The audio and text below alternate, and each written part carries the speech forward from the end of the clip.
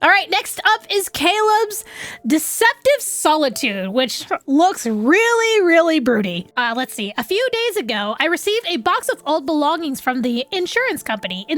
Insurance company? Why would the insurance company be giving me a box?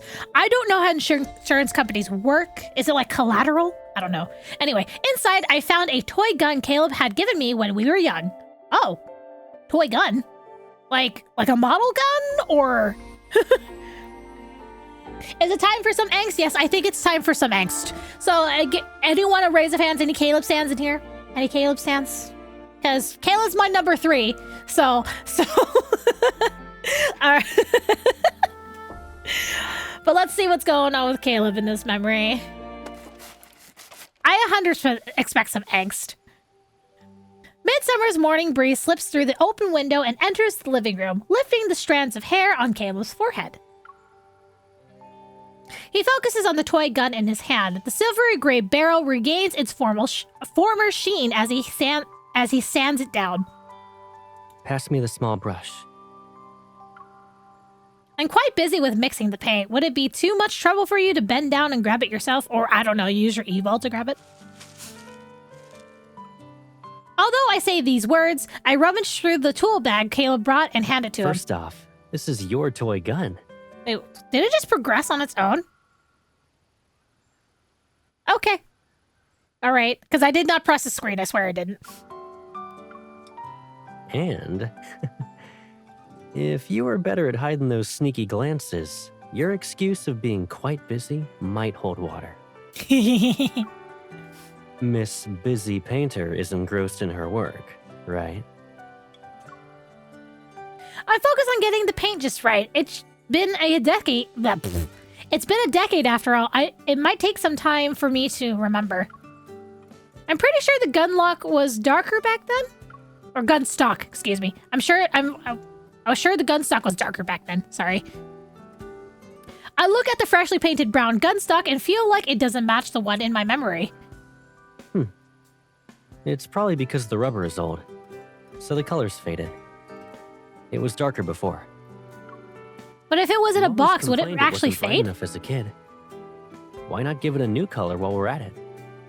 Yes, just paint it neon, like rainbow colors, and make it not so obvious that it's that it used to be a gun.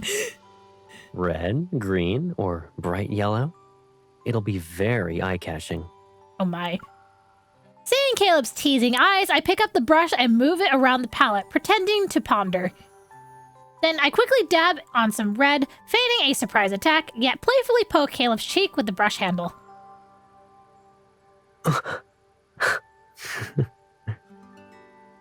Fine. On top of changing the color, I'll also decorate the gun with colorful flowers and plants. And I'll make sure to show it off to your team and tell them about the exquisite taste of their stern and cool boss, Colonel Caleb. Is this your idea of returning the favor? I'm sprucing up your image as an amiable and friendly boss. Really? Well, I appreciate the effort. Don't mention it. Okay, the gun stock is ready. Here you go.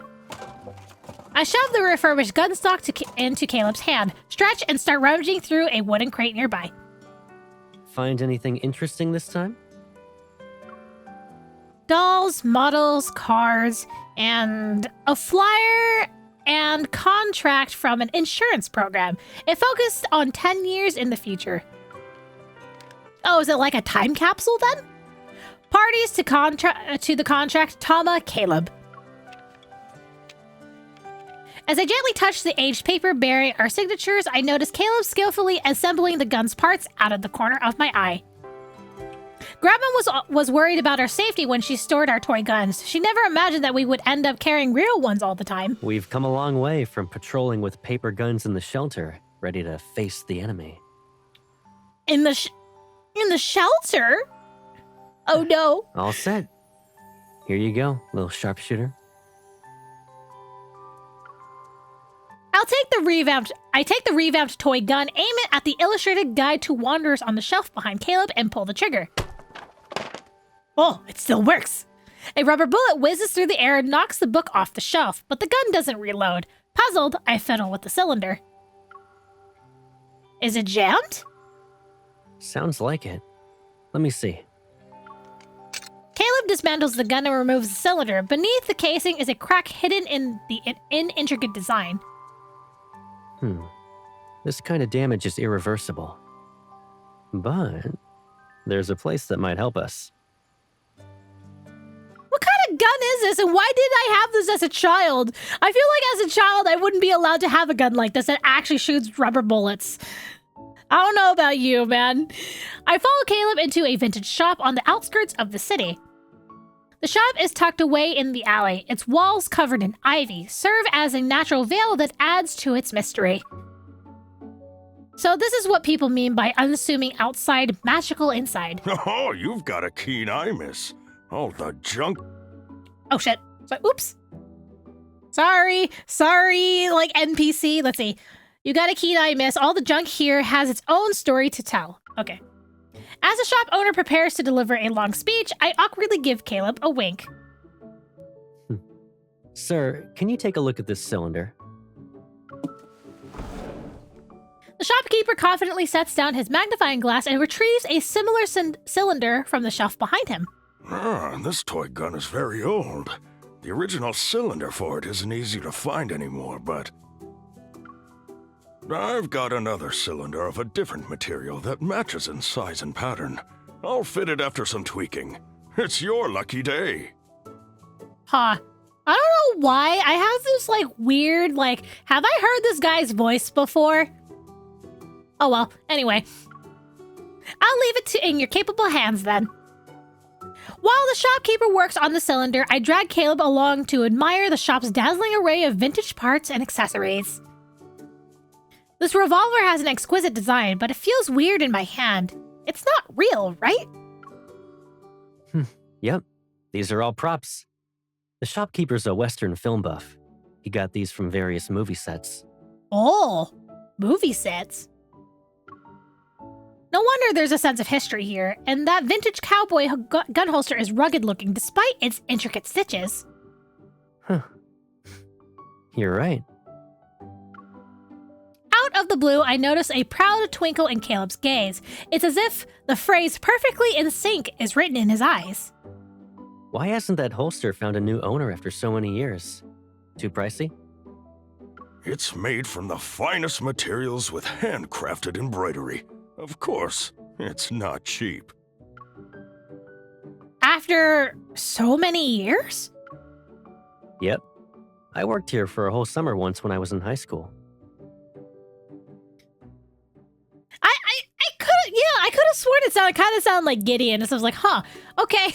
I was wondering why it kind of sounded familiar. Maybe it is Gideon's VA. I don't know. Yep. Okay. Yeah, he read that. I already. wanted Okay, to cool. keep him for a while longer since he's so efficient, but he left as soon as he got enough cash. Aw. It's been a decade. You've changed, kid. Took me a while to recognize you today. Wait, what? We've been here before? 10 years. Didn't Caleb give me the toy gun around that time? And it has a vintage design. Why did you need to earn money from a place that's so far away? Grandma's allowance wasn't enough?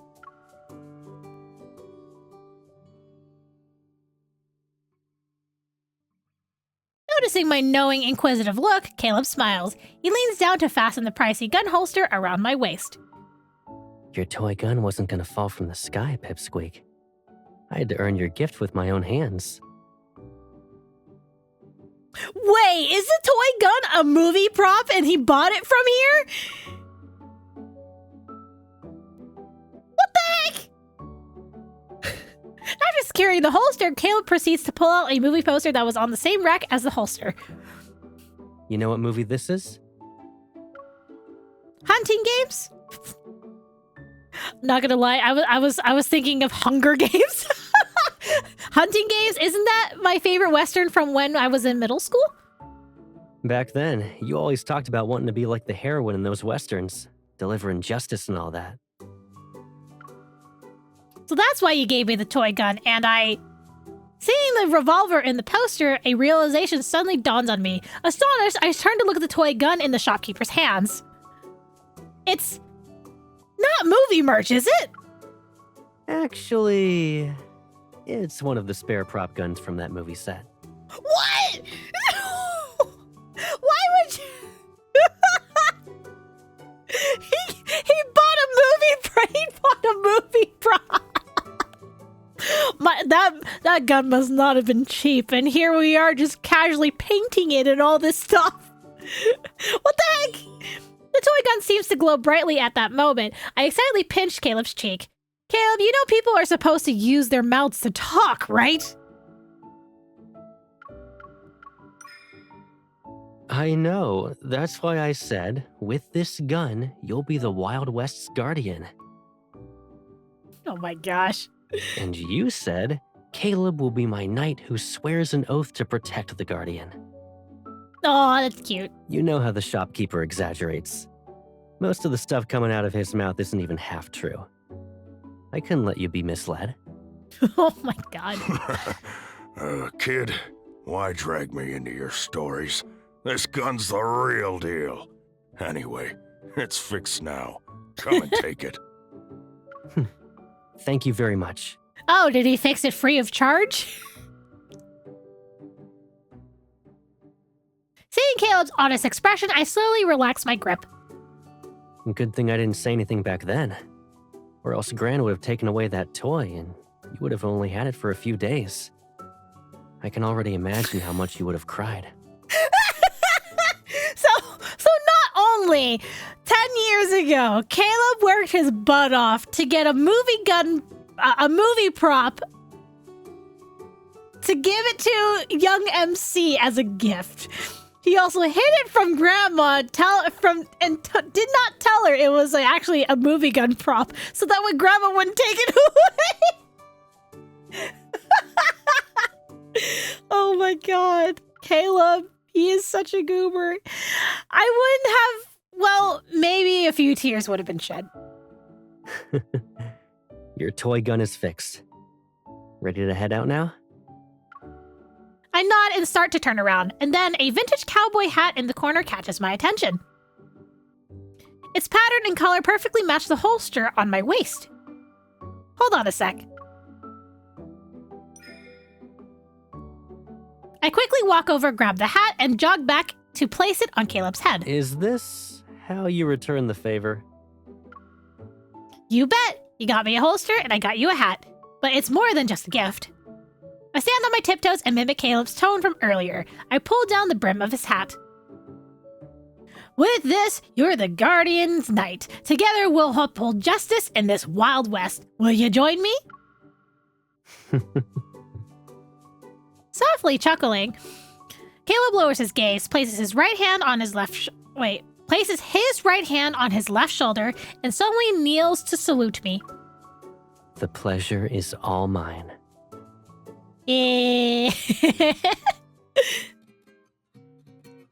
Wait, what? What's with the glasses all of a sudden? After fixing the toy gun for half of a day, Caleb and I decided to test our shooting skills against each other. Are those supposed to be safety glasses? At the suburban shooting range, Caleb and I, wearing protective goggles, aim at the distant targets with our air rifles. Hey, you're a sharpshooter, right? Ready for your shot? I mean, I would hope you are too. I've been ready for a while. Our shots hit the bullseye almost simultaneously. At this rate, we might still be trying to outshoot each other by sundown. Decisive and skillful. You've improved so quickly. Looks like you've got your own shooting style now. Man, I wonder how much fun it would be to actually go to a shooting range and not real guns, but use basically what they're using. Air rifles, I guess. It sounds like fun. You're not wrong. Let me tell you my first rule of shooting. Imagine the target as Wanderer and you'll never miss. You sound quite confident. When you aced that first shot during the club event, did you imagine the target as a Wanderer as well? Caleb is referring to my first shot during his early college days. As soon as I heard their college shooting club was planning an event out on the shooting range, I immediately insisted on tagging along. Airsofting Is airsofting fun?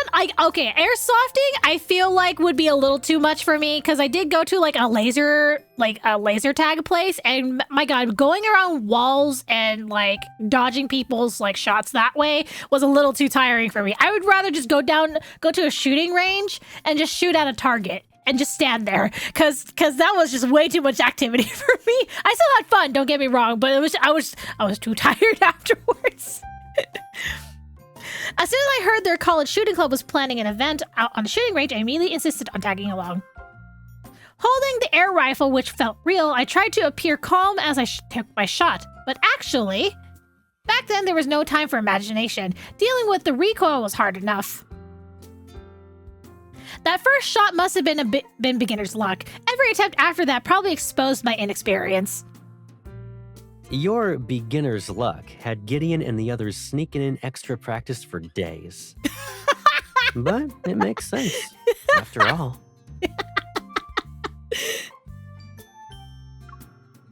Caleb sets his air gun down and walks up behind me. He lifts my right wrist, his warm breath fanning the hair near my temple. Back then, we'd use those toy guns to shoot apples that sat on cans. It was always difficult to tell who would win, just like now. Oh, is he being nostalgic? Someone who can't beat me definitely has their work cut out trying to outshoot you. Still boastful as usual, I see.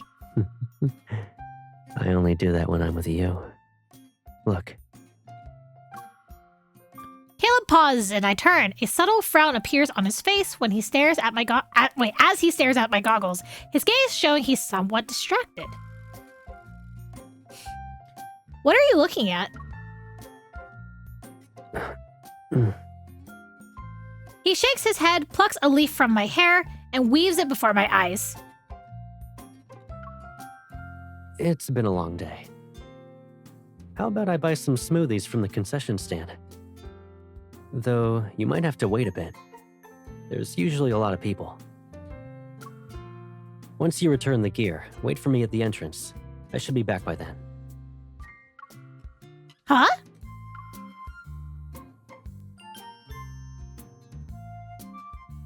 Before I can say anything, Caleb shoves the goggles onto my head. Excuse me. Blah. Excuse me, sorry.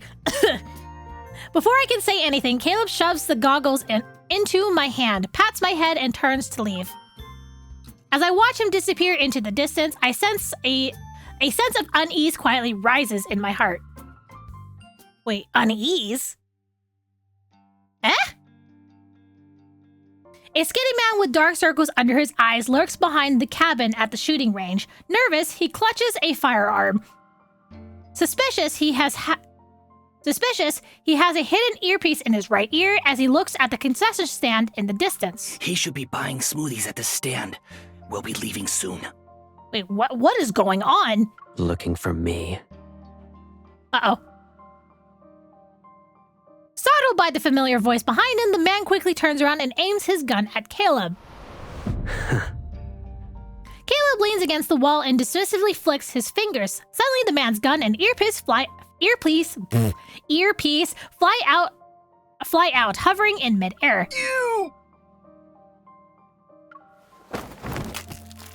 Ugh.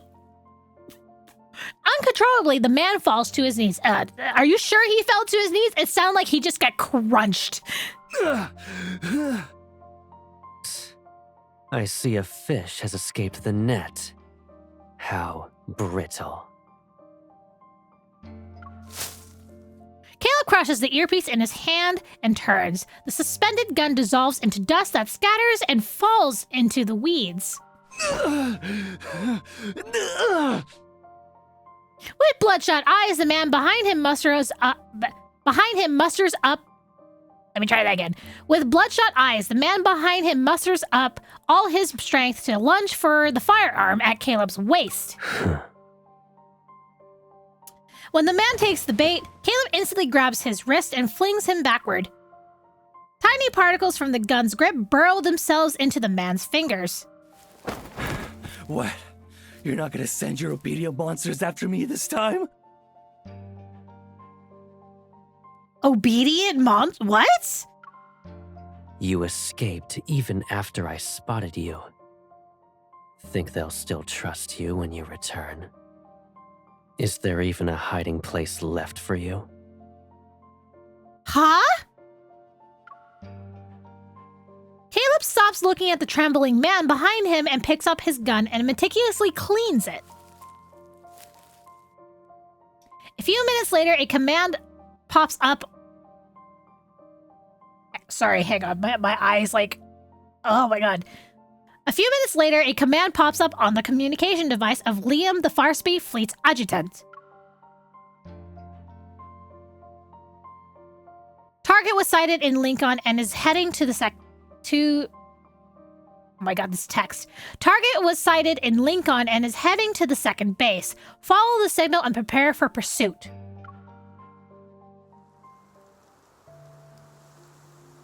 Huh? Huh? Huh? I swear, if this is canonical to the main story, I'm gonna riot.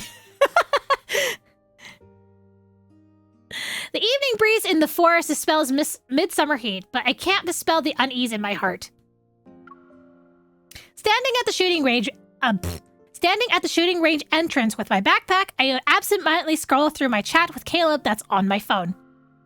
He still hasn't sent a message. Should I ask about it? Caleb left in a hurry and made a flimsy excuse. Never mind. I kept you waiting, huh? Here, let me cool you off, Pipsqueak. As a shadow falls over me, a cool sensation graces my still warm cheeks. I look up to see Caleb, who offers me a slightly melted smoothie as he... Slightly melted smoothie as he as he relieves me of my backpack. The sun's setting. Let's go home.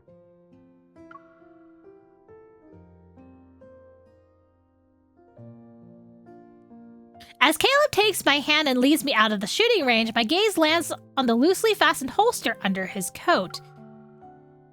Aren't you going to explain yourself? The smoothie kinda melted because of the heat. I'll run faster next time. No. Caleb shows no sign of giving me a direct answer. I let go of his hand and grab a leaf from his head. How did you buy a smoothie when you were in the forest?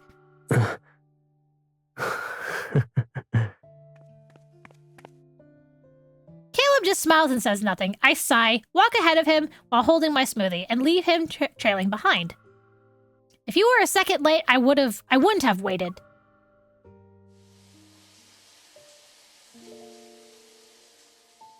It's evening when we return home. I quietly curl up on the sofa, absentmindedly spinning the toy gun cylinder. The heavy curtains shield me from the sunset's prying eyes, wrapping my thoughts in the glow of a flickering projection. Hidden, there are memories of the past. Oh. Steady your breathing. Align your gaze, the laser sight, and the target. They should all be at the same level. Are we watching home movies? Feel the subtle sway of the muzzle. Steadily press the trigger with your index finger, applying even pressure.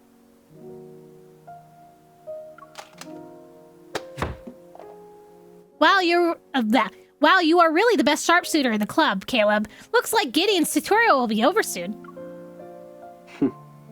What are you gonna get in exchange for being his photographer? 3? Like 3 shooting sessions with the club? Exactly. You're gonna sell me out that easily? Ask more from him next time. My camera's still my camera's still recording.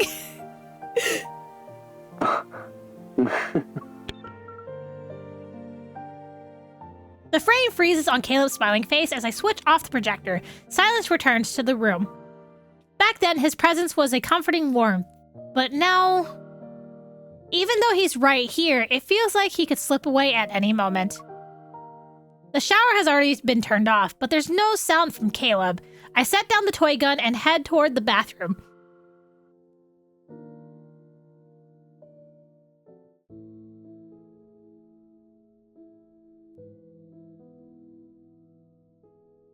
Caleb silently stands in front of the fogged mirror. He's cleaning the firearm he usually uses while his head is lowered. The droplets of water slide from his damp hair, tracing down his chest as it rises and falls before disappearing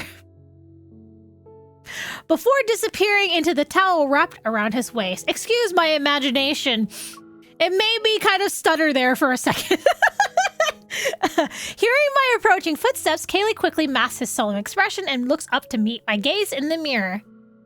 I caught you lost in thought, Colonel. Are you sharing intel with your beloved gun? Maybe he senses what's on my mind. Caleb pretends to be serious as he looks at the gun in his hand. Hey, buddy. You're not allowed to deceive her. You hear? Caleb's response prompts me to raise it to... Let me try that again. Click. My brain's getting distracted.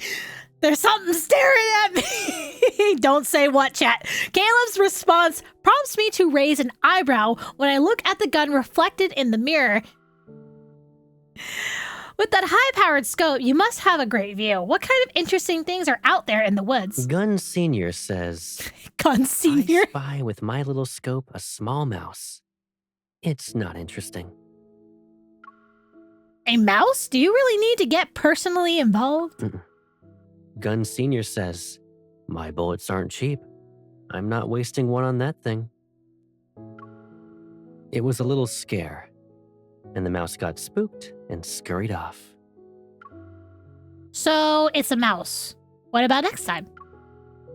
I know Caleb is trying to reassure me, but his explanation does nothing to soothe my unease. It's because my concerns have never been about a single unannounced departure. Bullets run out eventually, and guns are worn down with every shot. What if it breaks one day? Will you dismantle it and replace the worn parts?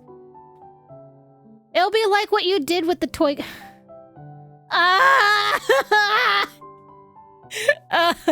The parallels with his lore. No, okay. A nervous tension seems to pluck at invisible strings in the air. I shift my gaze to meet Caleb's eyes in the mirror. If rust sets in, it'll be polished and repainted. And if it's too damaged to be repaired, we'll replace it. As long as it's still my gun. Uh-huh. A dangerous-looking gun obediently spins in Caleb's hand as he ejects the magazine and flexes his fingers. A bullet drifts out of the magazine and lands in my hand gently.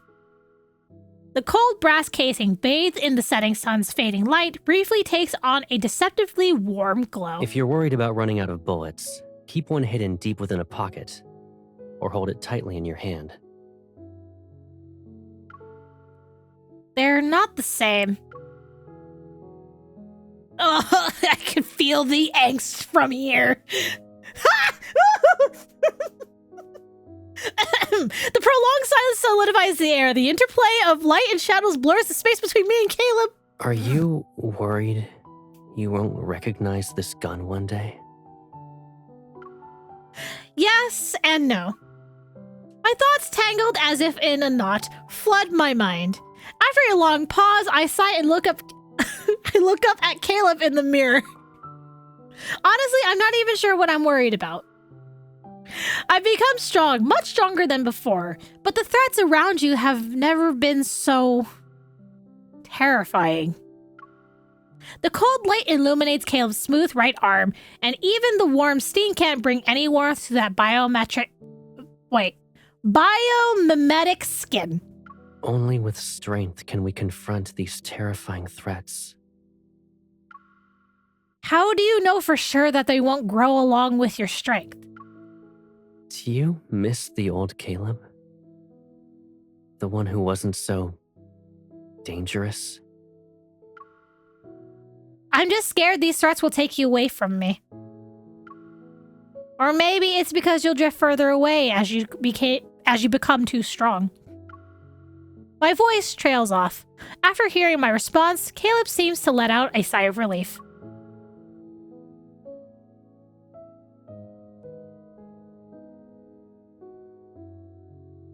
He walks over to me, takes my hand from the door frame, and gently caresses it. Whatever you're worried about, I only hear one thing.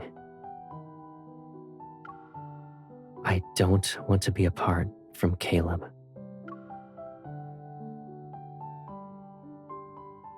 Caleb leans down and looks into my eyes. Look at me. I'm looking. When you're feeling uneasy, you have two options. Either you run to me or grab onto me. Our hands are clasped tightly. Despite the bullet pressing painfully into them, neither of us wants to let go. Run to him, face every challenge together, or pull him back before he drifts too far away from me. Once I grab onto you, you won't disappear again? I won't. As the scene clears, there's still some distance between Caleb and me in front of the mirror, but in its reflection, he's already holding me close. Perhaps he already gave me the answer I wanted when he offered those choices.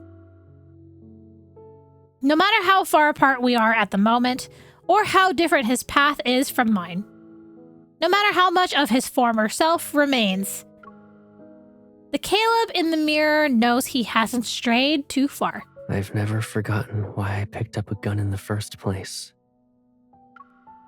Caleb comes up behind me, wraps his arm around my shoulders, and holds my dangling hands in his calloused grip. In the mirror, that familiar gaze blurs the boundary of time for a transient moment. In the corner of the shelter, a young Caleb stands before me, holding a soaked paper gun. I won't lose. I have someone I must protect.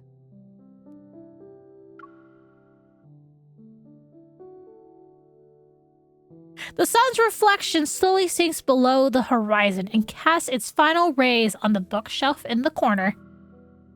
There lie two paper guns huddled together.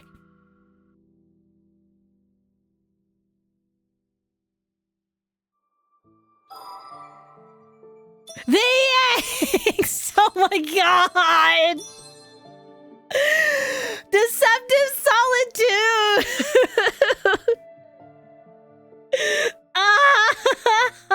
Ouch! My heart hurts! My heart hurts, guys. Does anyone need a doctor? Because I need one. I need a doctor stat! Oh my god, Caleb! For those that don't pay attention, that last line, I won't lose. I have someone I must protect. That is the line he says when he does the block in during combat, when he gets the battle damage on his outfit. That's the same exact line. Oh god, that hurts. Oh, that hurts. Oh my god. Oh, that was so angsty. Oh my god. Oh yes, I'm so glad all of you are destroyed like I am. Oh my god, my heart.